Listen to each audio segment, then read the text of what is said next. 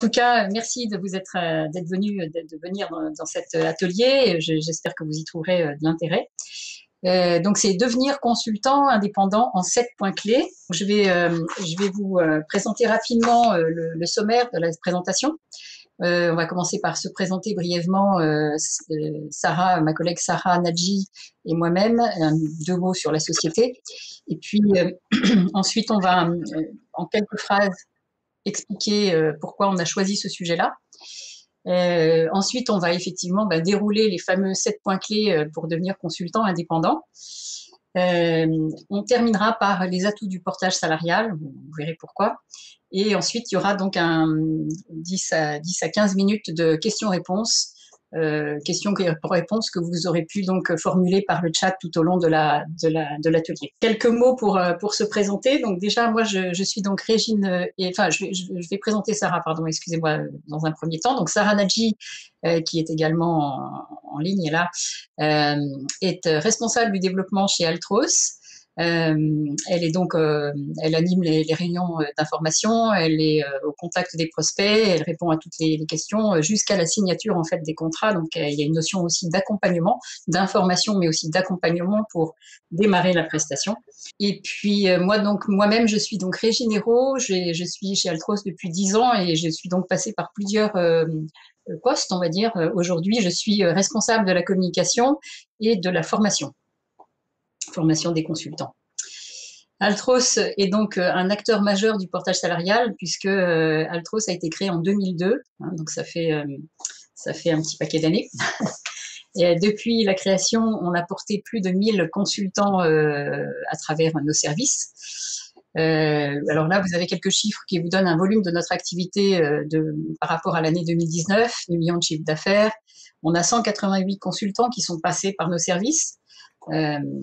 L'année dernière.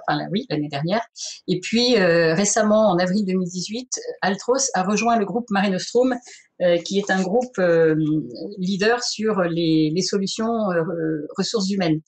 Et c'est décliné avec le travail temporaire, le recrutement, la formation, maintenant le portage salarial. Il y a également quelque chose autour de la mobilité professionnelle. Voilà, donc ça fait un panel de services autour de la DRH qui est intéressant et on est très content d'avoir rejoint ce groupe, Mare Nostrum, qui est grenoblois. Alors pourquoi avons-nous choisi ce sujet? Parce qu'on aurait pu en fait parler du portage salarial, qui est notre activité, nos services et notre cœur de métier. Mais en fait, notre cœur de métier, au-delà de la technique, on va dire, du statut, on a trouvé intéressant en fait de prendre un peu de hauteur, de prendre un petit peu de recul, et plutôt, on vous propose dans cet atelier de vous sensibiliser en fait aux 7 points clés pour devenir donc indépendant. Et on espère que ça va vous aider à vous projeter dans cette nouvelle aventure si toutefois vous êtes tenté par cette aventure, bien sûr. Et si vous êtes là, c'est que vous avez déjà une petite quelque chose dans la tête qui vous dit pourquoi pas. Donc voilà, ça nous a particulièrement paru intéressant parce qu'en fait, c'est vrai que nous, en tant que société de portage, on reçoit beaucoup de personnes qui s'intéressent au portage. Peut-être qu'ils l'apprennent, peut-être qu'ils l'apprennent pas. Et du coup, on est vraiment au contact quotidien de personnes qui sont en reconversion, en repositionnement professionnel, en questionnement par rapport à leur vie professionnelle, etc. Et on se focalise vraiment sur le consultant indépendant. L'idée de devenir consultant indépendant vous a peut-être donc effleuré l'esprit. En tout cas, ou peut-être même vous êtes déjà en chemin vers cette posture-là. En tout cas, il y a souvent, nous on remarque qu'il y a souvent des freins et des motivations donc, qui viennent un petit peu se juxtaposer. Il faut en général qu'il y ait plus de motivation que de freins, mais en tout cas, les freins peuvent aussi se désamorcer, on va dire. Les freins classiques, c'est est-ce que je vais arriver à gagner ma vie? Est-ce que je vais arriver à tout faire? Parce que quand on est indépendant, mais il faut être commercial, il faut être expert, il faut être gestionnaire de son activité. Et en point final, pour résumer toutes les questions, c'est aussi est-ce que je suis vraiment fait pour être entrepreneur? C'est une question d'ailleurs qui a déjà été traitée dans une conférence dans la semaine là par la PEC, je crois. Et c'est vrai que c'est une question qui se pose et qui revient régulièrement aussi dans les consultants, les personnes qui prennent contact avec nous. Mais il y a aussi, et c'est vraiment le plus important, toutes les motivations à adopter cette aventure. Et bien souvent, c'est je choisis mes missions, Je me libère d'une structure hiérarchique.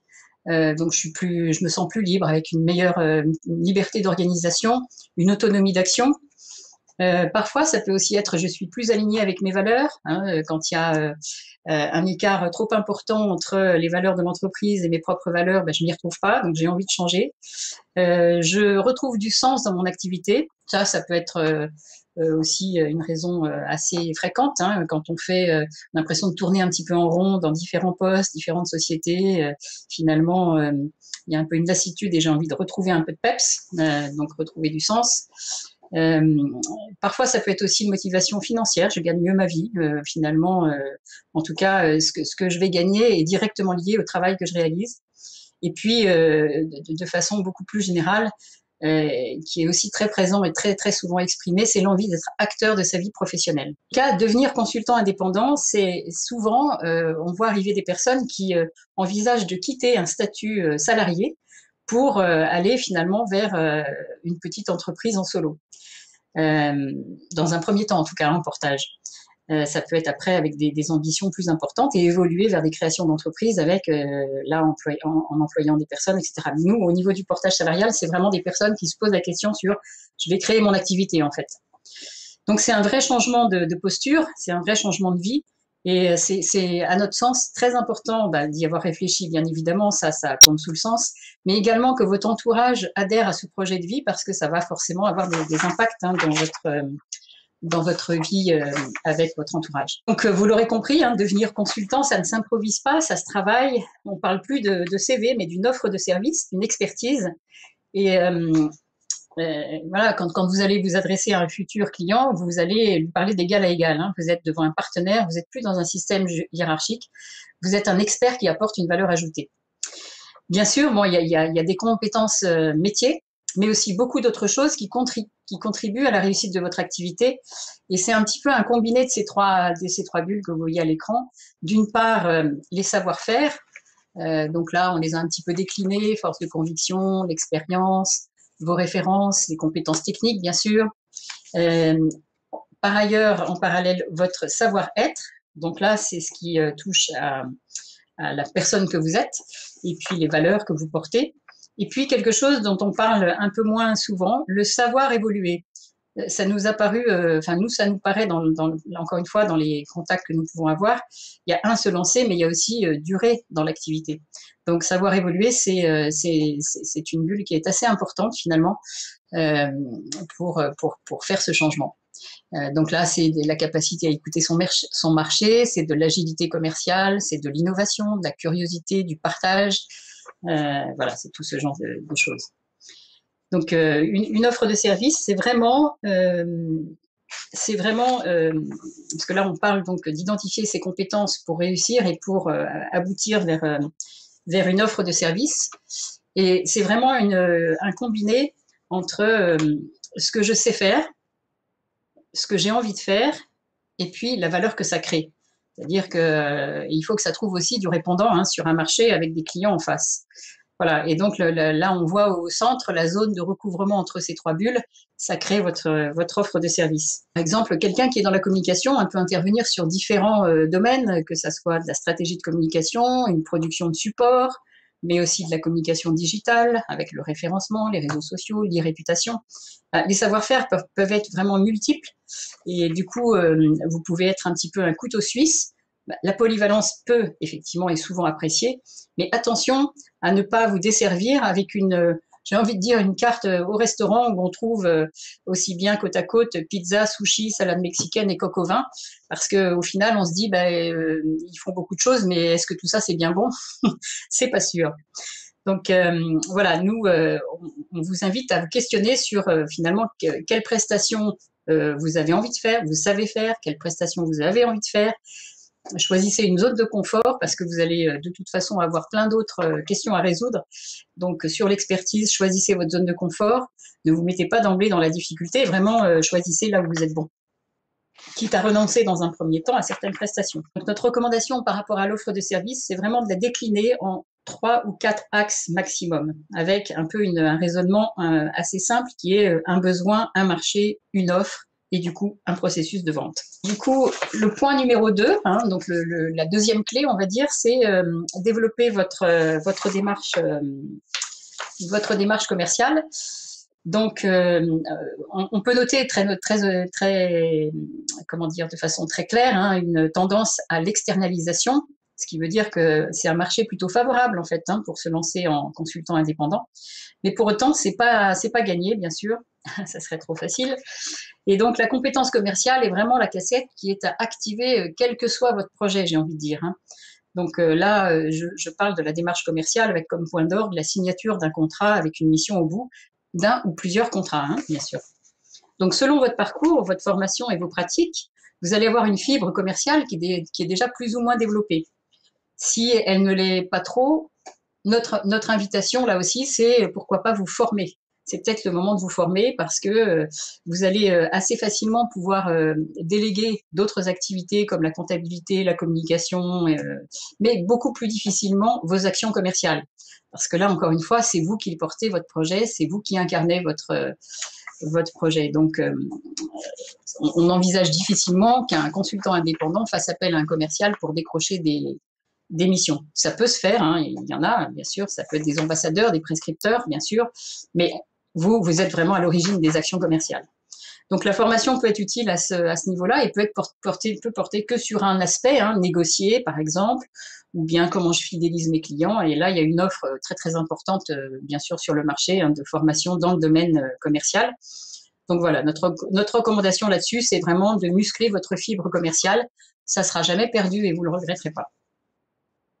Le deuxième point, c'est cette démarche commerciale, il va falloir y consacrer du temps. Alors là aussi, ça tombe un peu sous le sens, mais ce qu'on ne mesure pas toujours, c'est la part que ça représente. On dit souvent on entend dire souvent par les indépendants que ça peut représenter jusqu'à 30% en fait du temps passé. La démarche commerciale représente 30% du temps passé par rapport à l'ensemble de leur activité d'indépendant. Donc c'est pas 5%, c'est pas voilà. Et donc il y a des tâches récurrentes, hebdomadaires, quotidiennes. Et donc là, vraiment, pour nous, le secret, on observe que le secret, c'est vraiment dans la régularité. Et c'est alors quand on est en mission, on a tendance évidemment à négliger un petit peu ces actions commerciales parce qu'on manque de temps, parce qu'on est dans la tête dans le guidon, on va dire. Et pourtant, il faut bien préparer la suite. Donc là, c'est un petit peu le défaut du débutant, c'est ça. Donc notre recommandation, même quand vous êtes en mission, n'oubliez pas de consacrer, alors pas 30%, mais vous consacrerez toujours un petit peu de temps aux actions commerciales pour préparer le futur immédiat. Le troisième point, c'est de construire un plan d'action commerciale. Donc là, ça va évidemment avec d'avoir défini ses cibles, ses prospects, cerner les besoins et d'avoir aussi du coup défini vers quelle cible vous allez aller. Est-ce que vous allez faire une campagne d'emailing? Est-ce que vous allez faire une campagne de phoning? Est-ce que vous allez exploiter votre réseau et dans ce cas, comment etc., etc. Donc, plan d'action commerciale avec, avec également un point qui est important, c'est définir en fait votre politique de prix, et votre grille tarifaire. Donc là, par rapport à ça, il y a bien sûr le prix du marché, le prix du marché, mais aussi ce que vous avez déterminé comme étant votre rémunération idéale, et puis avec aussi quel est le plancher, parce que c'est important que vous y retrouviez aussi d'un point de vue rémunération et financière. Ensuite, par rapport à ça, au prix, il y a aussi ce que le client est prêt à payer, c'est-à-dire que parfois, au cas par cas, il y a des ingrédients qui peuvent venir s'ajouter et qui justifient le fait que que le client ne négocie pas trop le prix. Il y a la rareté de votre expertise, par exemple, si c'est le cas, mais aussi, par exemple, l'urgence de la mission. La mission est urgente à prendre et vous êtes disponible immédiatement, alors que vos concurrents ne le seront peut-être pas. Il y a aussi le fait que vous connaissez le client, l'entreprise, vous avez déjà un avantage par rapport à des personnes pour intervenir efficacement par rapport à d'autres concurrents qui n'auraient pas cette connaissance de l'entreprise. Voilà. Ensuite, il y a l'aspect par rapport à la grille de tarifs, il y a aussi l'aspect à quel moment vous faites des remises commerciales, est-ce que vous en faites et dans quel cas. Un client qui revient, donc une notion de fidélité. Un client qui vous confie un volume à l'année, donc là il y a une récurrence qui est intéressante à valoriser et à remercier, on va dire. Euh, donc voilà, tout ça est à prendre en compte dans la définition de votre tarif.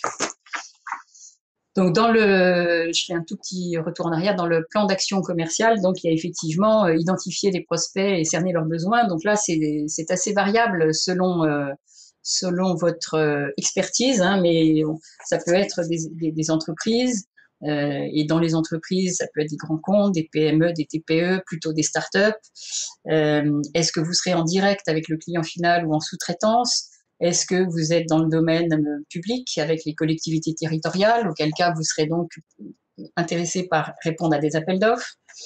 Voilà, il y a toutes ces dimensions, donc c'est très, très important évidemment d'identifier les prospects par rapport aux prestations que vous proposez et de cerner vos besoins. Et puis, donc enfin, par rapport à la démarche commerciale, un dernier point, c'est généralement vous avez fait un prévisionnel, vous êtes fixé un prévisionnel et vous demandez en fait comment vous allez le tenir. Là aussi, donc en fonction de vos prestations, quel est le prix moyen de votre prestation, de combien de clients avez-vous besoin pour atteindre ce prévisionnel annuel, est-ce que vous avez une prestation qui va vous amener plutôt à prendre une mission qui va vous occuper à temps plein pendant 6 mois, auquel cas pour faire votre chiffre d'affaires, il vous faudra 2 clients dans l'année, ou est-ce que pour quelqu'un qui est plus dans la communication avec des prestations un peu diversifiées et courtes, et plus courtes, on va dire, vous aurez peut-être besoin de 10, 20 clients par an. Donc voilà, ça c'est important de réfléchir là-dessus. La démarche commerciale, donc pour terminer, c'était aussi votre capacité, hein, bien sûr, à créer du lien, à cultiver le contact, y compris avec d'anciens clients, savoir relancer, oser demander des témoignages, parce que ça va vous aider aussi à mesurer la satisfaction de vos clients et améliorer vos services. Ensuite, donc, troisième point clé, c'est d'être visible par votre communication. Donc nous, là-dessus, on recommande très, très clairement, en fait, hein, d'avoir déjà un profil LinkedIn qui soit bien fait, bien identifié, avec les bons mots-clés, donc quelque chose de soigné, une photo sympa. Voilà, ça, c'est vraiment l'incontournable du consultant indépendant. Pour ce qui est du site, les personnes me posent souvent la question, est-ce qu'il faut que je fasse un site ou bien j'ai déjà un site, est-ce que je le garde? Eh bien, écoutez, là, c'est variable aussi, hein, suivant votre projet et votre prestation. Mais ce qu'on remarque, c'est qu'on a assez peu de consultants qui ont des sites à proprement parler.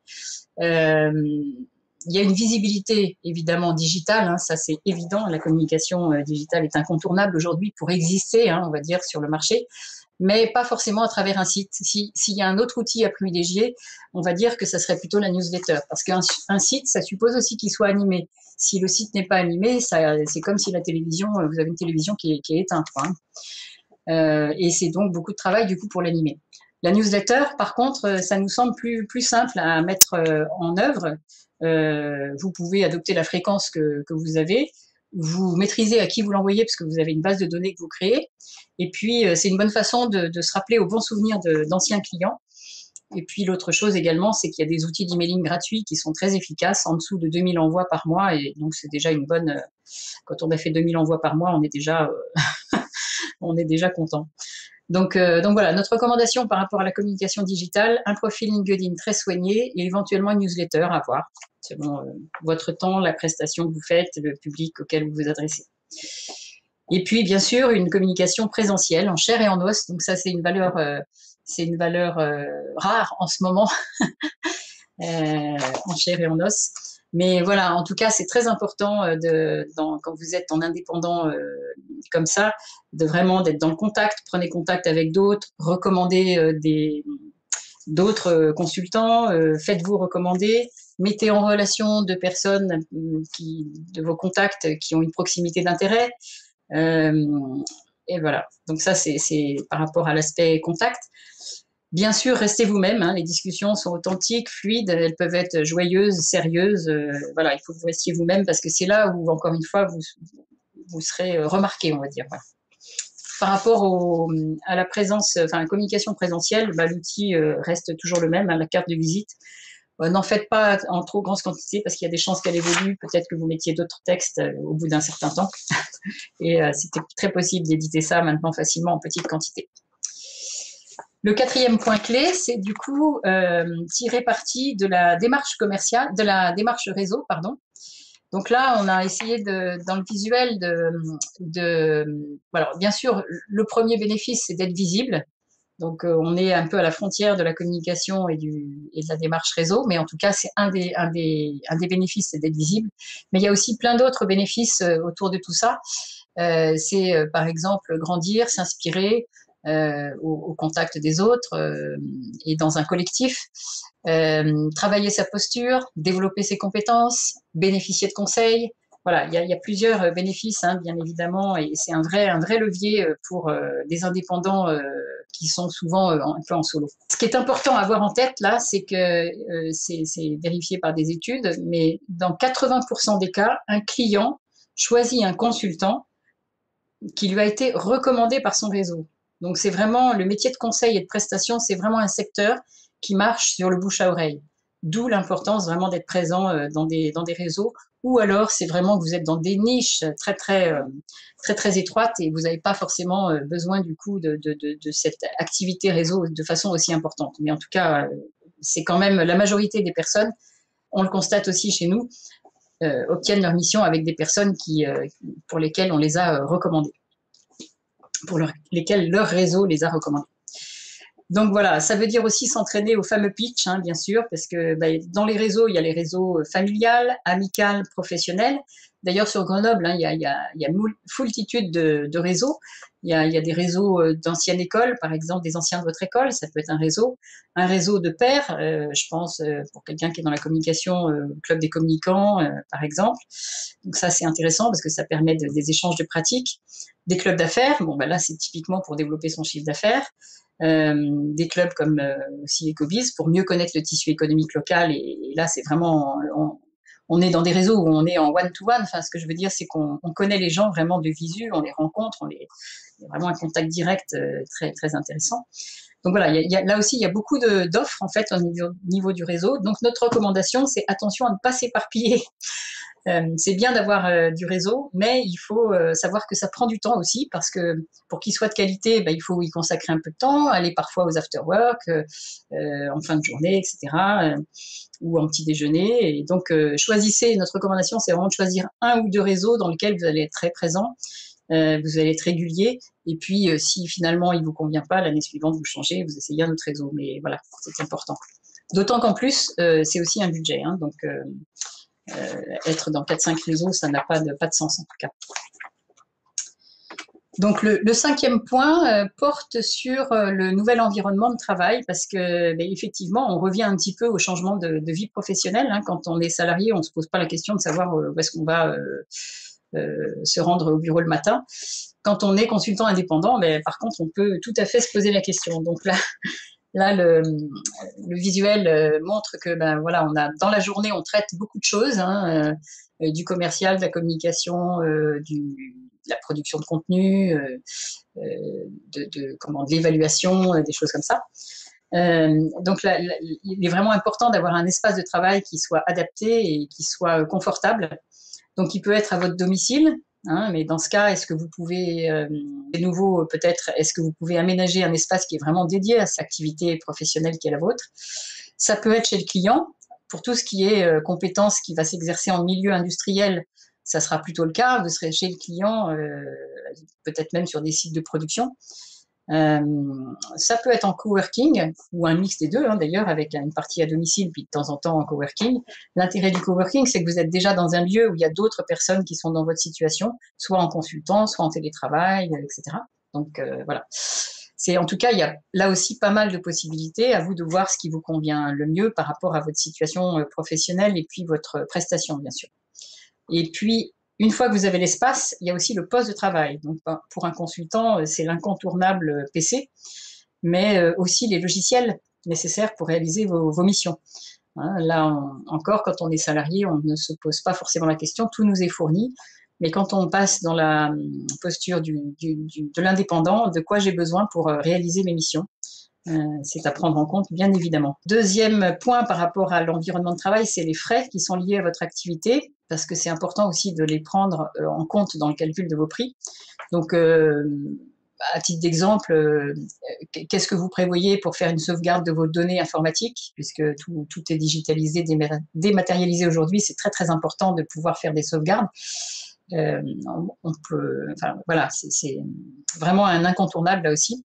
Après, il y a des frais de repas, des invitations commerciales, des frais de communication, des adhésions à des réseaux, inscriptions à des salons, enfin tout ça, ça peut être des frais qui sont liés à votre activité et qu'il faut essayer d'un petit peu d'inventorier et puis de chiffrer pour voir un petit peu ce que ça représente à l'année. Hein. Bon, c'est un estimatif, mais en tout cas, voilà, faut pas se dire qu'on n'aura pas de frais du tout, il y en aura toujours un peu. L'autre donnée qui est importante dans la réussite de votre projet, c'est la gestion du temps.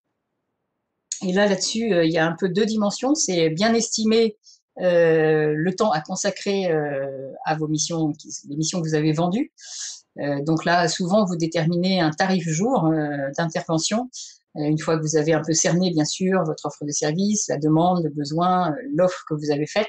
Dans l'offre que vous avez faite, vous passez un peu forcément par une étape, combien de temps je vais y consacrer, combien de temps il me faut. Voilà, sachant que le temps ne peut pas toujours se cumuler, les étapes ne peuvent pas toujours s'enchaîner. Il y a des besoins de retour client, de validation, donc il y a des choses que vous ne maîtrisez pas forcément dans ce déroulé. Mais en tout cas, c'est important donc de bien estimer, et ça c'est au fil de l'expérience, on l'ajuste souvent, bien estimer le temps. Et puis également prendre en compte les temps que j'appellerais non productifs, entre guillemets, qui sont le commercial, l'administratif, la communication, les réseaux. C'est-à-dire que c'est des temps que vous ne facturez pas en direct, mais par contre, effectivement, vous allez chaque semaine consacrer un peu de temps à tous ces sujets. Voilà, donc là aussi, c'est variable hein, selon ce que vous avez visé comme chiffre d'affaires et comme prestation. Mais nous, ce qu'on peut observer, c'est qu'il y a quand vous avez vendu 10 jours de prestation à un ou plusieurs clients, ça vous occupe déjà presque à temps plein, en fait. Hein.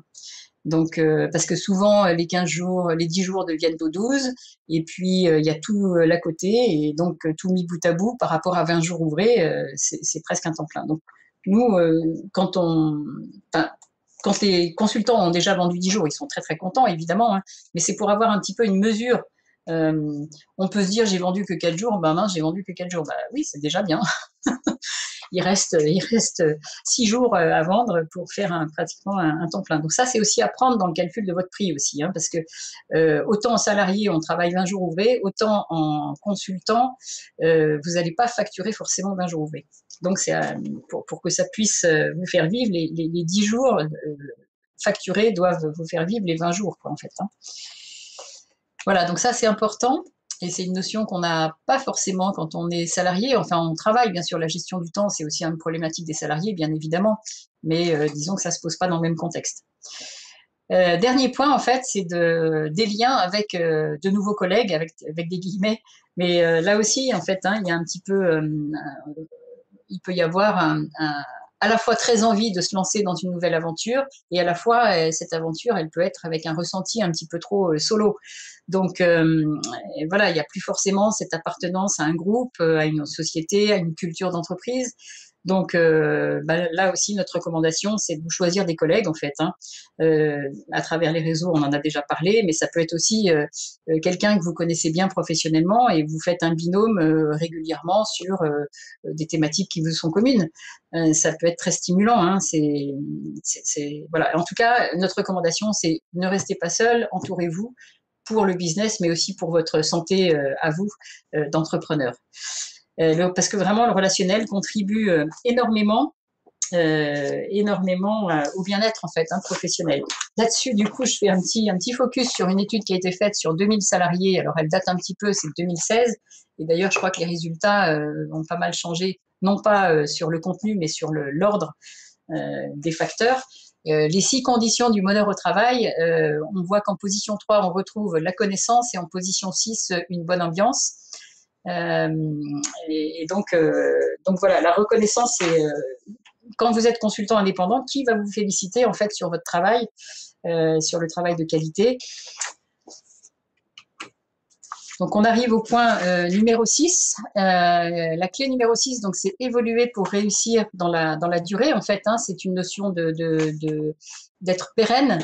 Voilà, j'ai vraiment symbolisé ça de façon assez schématique, mais il y a l'aspect se lancer, Il y a une phase qui peut être super, j'y arrive, tous les freins, enfin les interrogations que je pouvais avoir tombent. Oui, je réussis à gagner ma vie. Oui, j'ai des clients. Oui, j'ai des missions. Oui, ça m'intéresse, ça me porte. Et puis après, il y a est-ce que je dure, est-ce que j'arrive à durer dans le temps. Je vous dis ça parce que nous, on est en contact en portage salarial avec des personnes qui viennent pour 1 an, 2 ans, c'est plutôt une transition. Et puis, on a beaucoup de personnes qui finalement ont adopté cette façon de travailler et donc sont chez nous depuis 10 ans. Et comment est-ce qu'ils perdurent dans leurs compétences, leur activité, leur expertise. Donc, pour nous, on a répertorié 3 axes pour rester dans la durée. La première chose, et ça c'est vraiment une recommandation, je pense que beaucoup de personnes peuvent vous faire quand ils ont fait cette expérience, c'est de prendre le temps de faire des bilans en fait, régulièrement, des temps de bilan. C'est vraiment des choses à programmer dans votre agenda. Ça permet de faire un petit pas de côté. Et nous, ce qu'on recommande en fait à nos consultants, c'est de faire ça au moins une demi-journée par mois. Ça permet de faire le point et de redonner la perspective du mois suivant. Et puis un autre temps qui est là plus annuel, donc un temps de bilan annuel pour plus faire évoluer peut-être, ça permet de faire évoluer de votre offre de service, de la remettre à jour. Ça permet aussi d'avoir un regard sur finalement quelle a été l'affaire la plus rentable, pourquoi. Est-ce que du coup c'est quelque chose que j'aime bien et auquel cas je vais peut-être accentuer ma démarche commerciale là-dessus. Peut-être que je vais carrément finalement enlever de mon offre de service telle proposition et à l'inverse intégrer une nouvelle. Donc voilà, c'est vraiment un moment qui vous permet de réajuster. Et ça, vous pouvez le faire en individuel et vous pouvez le faire aussi à deux. Vous pouvez avoir ces 2 temps en fait, individuel et en binôme, avec d'autres pairs professionnels, même s'ils ne sont pas dans votre activité, parce que là on parle de bilan d'activité par rapport à une posture d'entrepreneur en fait. Donc à partir du moment où la personne est dans cette posture aussi, elle aura les mêmes problématiques, on va dire, ou les mêmes sujets, en tout cas d'intérêt à réfléchir là-dessus à deux. Donc ça c'est un premier point, ça permet d'analyser et d'ajuster. Ça veut dire aussi que vous êtes dans une logique aussi un peu de mesurer votre activité, et ça c'est intéressant. Le deuxième point, c'est faire de la veille. Bon, bah ça, c'est pareil, c'est quelque chose dont on n'a pas forcément conscience. Dans un contexte salarié, on a des tas un environnement qui nous amène forcément à être un peu en veille sur nos métiers. Quand on est en indépendant, eh bien là, il faut vraiment se construire un petit peu des outils et puis être en veille sur ces activités. Et ça peut être dans différents domaines, enfin différents axes. Il peut y avoir de la veille réglementaire, de la veille technologique, de la veille économique, bien sûr, concurrentielle. Voilà, donc là, il y a des outils pour ça. Il faut que vous puissiez choisir l'outil qui vous convient, choisir les bons sites ressources, vous abonner à des newsletters. Ça peut être aussi donc là, choisissez plutôt des newsletters de référence par rapport à votre métier. Et puis, il y a aussi l'utilisation des réseaux sociaux qui est intéressant en matière de veille. On parle souvent de Twitter. Le troisième point pour durer, c'est se former. Donc, se former, c'est pour rester à la pointe de votre marché, bien sûr, développer de nouvelles compétences en lien avec l'évolution de votre métier. Parce que c'est vrai que quand on est consultant indépendant, là aussi, on se dit, bah oui, dans l'idée, se former, c'est super, sauf que je ne vais pas avoir le temps parce que ma problématique, c'est de faire rentrer de l'argent, c'est d'avoir des clients, etc., etc.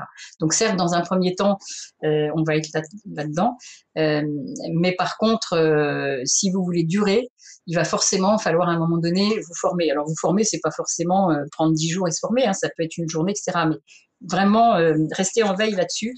Il y a des choses qui paraissent évidentes. On avait quelqu'un qui était en études thermiques, qui était dans les études thermiques dans le bâtiment. Bon, la réglementation thermique de 2012, il était obligé de se former. Il s'est donc formé, il s'est même tenté de si bien former que finalement, il est devenu formateur auprès d'autres personnes dans le bâtiment. Voilà, mais en tout cas, c'est un exemple qui illustre qu'à un moment donné, il faut vraiment... c'est lié à la veille aussi, bien sûr, du métier, parce que si vous êtes en veille, vous rendez compte peut-être des manques ou des compétences à consolider. C'est pas forcément des lacunes, mais des compétences à consolider. Et là-dessus, il y a quand même... Le CPF peut être une source de financement. Souvent, quand on vient d'une vie de salarié, on l'a peut-être pas consommé complètement. Et il y a une offre assez importante. Il y a maintenant un site qui permet de voir un petit peu l'offre. Voilà. Bon, il y a d'autres choses aussi, bien sûr. En tout cas, choisir une bonne formation, ça peut être intéressant. On arrive au dernier point clé, choisir votre statut. Donc, c'est vrai que ça, c'est une fois que vous avez fait tout le cheminement des 6 premiers points clés, c'est le dernier point, hein, en fait. Hein, choisir son statut, c'est presque j'allais dire presque une formalité.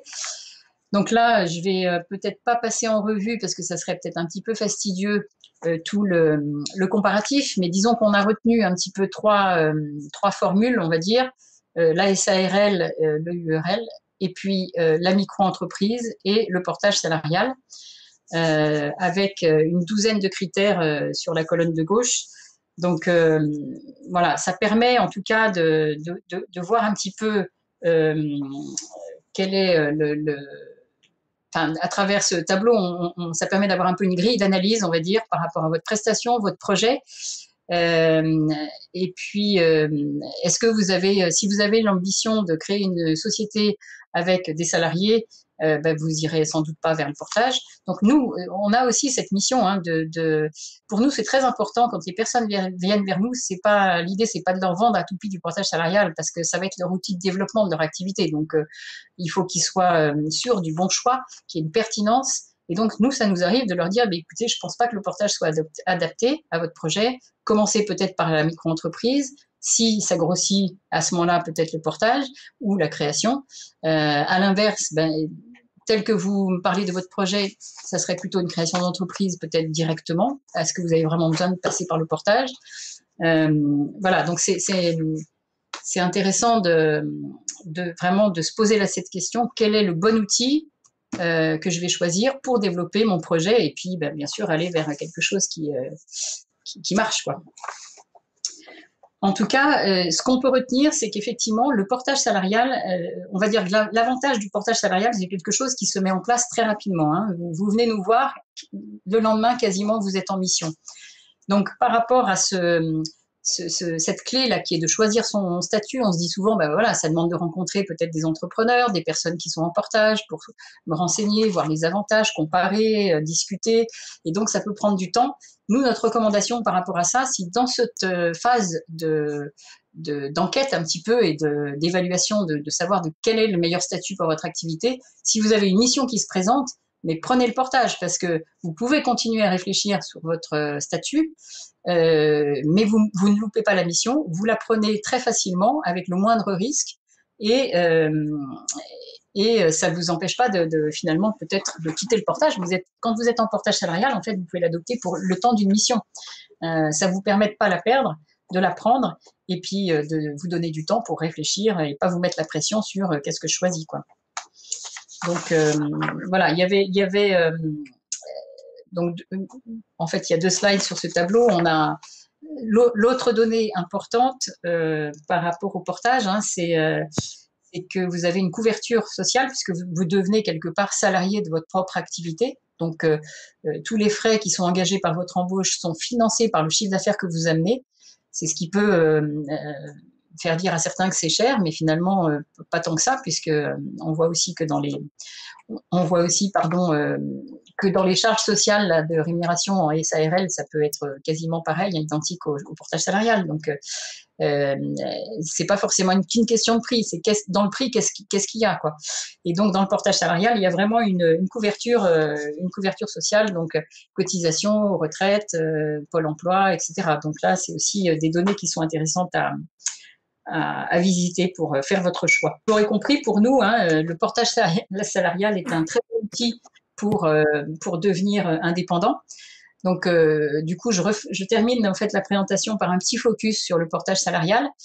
Donc, ça permet en fait de développer son activité en étant indépendant. Ça veut dire que vous êtes vraiment aux manettes de votre activité, vous êtes en charge du commercial et des missions. Vous êtes complètement délesté de la partie gestion administrative, puisque c'est justement ce que vous confiez à votre partenaire qui s'appelle Société de portage salarial, Altros, pourquoi pas. En tout cas, vous êtes aussi sous un régime salarié, et ça, c'est vraiment aussi une donnée importante. Hein. Ça peut être un des critères. Hein. Il y a des personnes qui viennent aussi vers nous en disant, voilà, moi, je veux absolument être dans un statut, dans une posture d'entrepreneur. Par contre, il me manque quelques trimestres, je suis pas loin de la fin et je tiens à pouvoir cotiser et acquérir des trimestres. Bon, c'est un angle d'attache, c'est pas le seul, mais voilà. C'est en tout cas très sécurisant parce que souvent on connaît ce que c'est, on identifie bien ce que c'est d'être salarié parce que souvent on l'a déjà eu. Donc ce qui est aussi rassurant, c'est de se lancer dans une aventure d'indépendant, mais quand même dans une grille de lecture qui reste pas trop éloignée de ce qu'on a connu. C'est-à-dire que vous allez avoir des bulletins de paye, vous allez avoir des frais, vous pouvez rester dans un peu une grammaire que vous connaissez, on va dire. Donc, le portage salarial est aussi intéressant par rapport à ça. Ça permet vraiment de tester son activité, tester, savoir si je suis fait pour ça. Et donc, avec le régime salarié, vous prenez pas trop de risques. Et donc, bien, là aussi, vous l'aurez compris, donc il n'y a pas besoin de créer une entité juridique puisque votre activité est portée par la société de portage. Donc, le portage salarial en chiffres aujourd'hui, c'est vrai que c'est quelque chose qui est souvent, on nous dit que c'est pas très connu. Ça manque, ça gagne à être connu. Il y a eu un développement ces dernières années vraiment propulsé par un contexte, enfin un cadre juridique et réglementaire très très bien défini. Ça a pris du temps, mais ça a bien abouti, et depuis maintenant plus de 5 ans. Et évidemment, ça rassure énormément à la fois les entreprises clientes et bien évidemment les consultants. Donc aujourd'hui, on peut dire qu'il y a 300 entreprises de sociétés de portage salarial en France. Il y en a 75% qui adhèrent au syndicat qui s'appelle le PEPS, professionnel des emplois en portage salarial. Ce syndicat est très actif et a été très actif dans la montée en réglementation du secteur. Donc, moi, j'ai envie de dire, si vous choisissez une société de portage, c'est quand même un peu une garantie de sérieux si elle est adhérente au syndicat. Voilà, on peut voir aussi que ça représente donc 32 800 salariés portés. Donc là, ce sont des chiffres, je crois, qui datent de 2018, hein, il me semble. Donc bon, c'est encore déjà un petit peu, il y a un peu de temps qui est passé, de l'eau qui est passée sous les ponts, mais ça donne un petit peu une mesure. L'âge moyen, 46 ans. La parité n'est pas tout à fait encore là, mais quand même 60% d'hommes avec 40% de femmes, donc des solutions aussi bien au féminin qu'au masculin. 1 milliard de chiffre d'affaires. Et puis, ce chiffre d'affaires s'est multiplié par 2 depuis qu'il y a eu la fin de la réglementation que l'on date à l'ordonnance de 2015. Donc, effectivement, la réglementation s'est terminée en 2015, ce qui fait qu'on peut dire que ça fait 5 ans que c'est vraiment une activité très sécurisée, aussi bien pour les entreprises, vos clients, que pour les consultants. Je me permets, Régine, juste pour te dire qu'il est 13h48. Ouais, alors j'ai terminé quasiment. C'est la dernière, merci Sarah, dernière présentation. Donc c'est il y avait les 7 points clés pour devenir consultant, mais il y a les 7 raisons de choisir Altros. Donc là-dessus, voilà, concentrez-vous, vous allez pouvoir vous concentrer sur votre activité, Altros s'occupe du reste. Vous allez avoir un contact vraiment privilégié, c'est-à-dire que ça, c'est notre organisation chez Altros. Vous avez une chargée d'affaires qui vous est dédiée, qui est dédiée aux consultants, mais aussi à ses clients, et qui fait toutes les opérations de A à Z, donc qui connaît très bien votre activité, qui connaît et qui est en mesure du coup de vous conseiller également, pas uniquement faire des actions pour vous, mais bien vous conseiller. Voilà, et puis s'il y a quand même une chose à retenir, c'est aussi vous commencez votre activité en 24 heures. Ça, je pense qu'il n'y a pas beaucoup d'autres solutions qui vous le permettent en tant qu'indépendant. Voilà, alors le retour qu'on nous a fait aussi, c'est pour ça que je me suis permis de le mettre, c'est un retour assez récent. Qu'est-ce que je trouve chez Altros? Du soutien, des réponses sur mesure, des conseils personnalisés et en plus de la bonne humeur. Donc ça répond aux différents points qu'on a passés en revue avant, ne pas rester en solo, être bien accompagné, etc. etc. Voilà, écoutez, je vous remercie pour votre écoute.